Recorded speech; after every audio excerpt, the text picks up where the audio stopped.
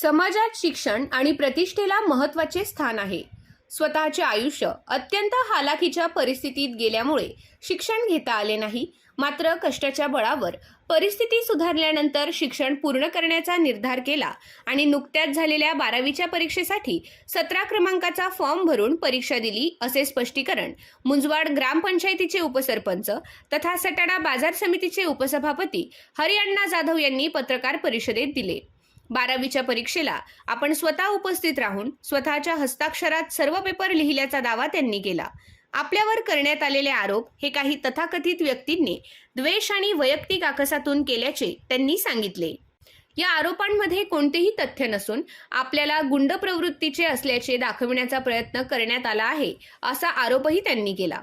गुंड प्रवृत्ती म्हणजे काय याचा आरोप करणाऱ्यांनी स्वतः आरशात पाहून विचार करावा. त्याचे उत्तर त्यांनाच मिळेल, असा पलटवार जाधव यांनी केला.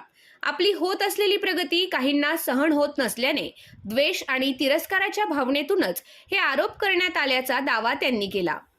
यावेळी जाधव यांनी आपल्यावरील सर्व आरोप फेटाळून लावत कोणत्याही प्रकारच्या चौकशीला सामोरे जाण्यास आपण पूर्णपणे समर्थ असल्याचे सांगितले. तसेच संबंधितांनी केलेले आरोप निराधार असल्याचे स्पष्ट करत सत्य समोर येईल असा विश्वासही व्यक्त केला.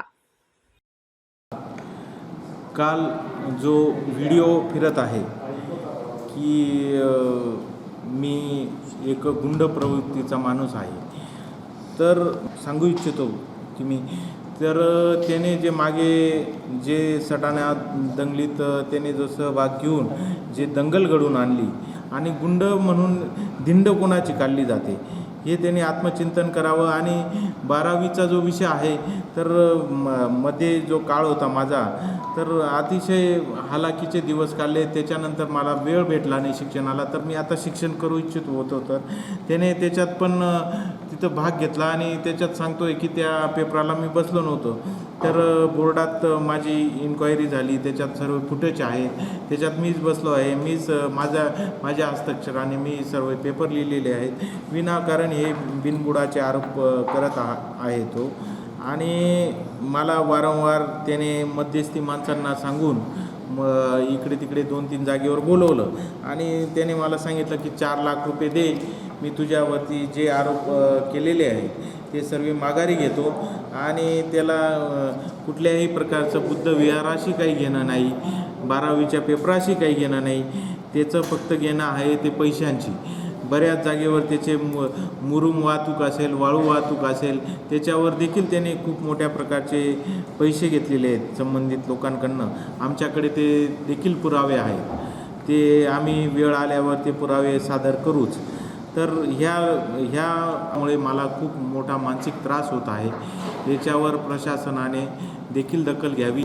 आणि 17 नंबरचा जो फॉर्म भरून माझी जी शिक्षणाची जी अपेक्षा होती तर ती मी पूर्ण केलेली आहे आणि यातून पुढे देखील मला शिक्षण करायचं आहे.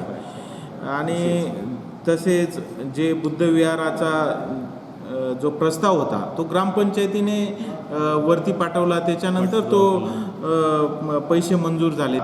तर आम्हाला आमची पूर्ण गावाची इच्छा आहे की बुद्धविहार हे नाशिक जिल्ह्यात नसावं, असं बुद्धविहार, असं सुंदर असं बुद्धविहार आम्हाला गावात करायचं आहे. हे विनाकारण त्याचं तेढ निर्माण करायचं, कुठेतरी पैसे भेटले तर थांबायचं, लोकांना उलटं सुलटं सांगून आणि त्यांना भडकवायचं काम चालू आहे.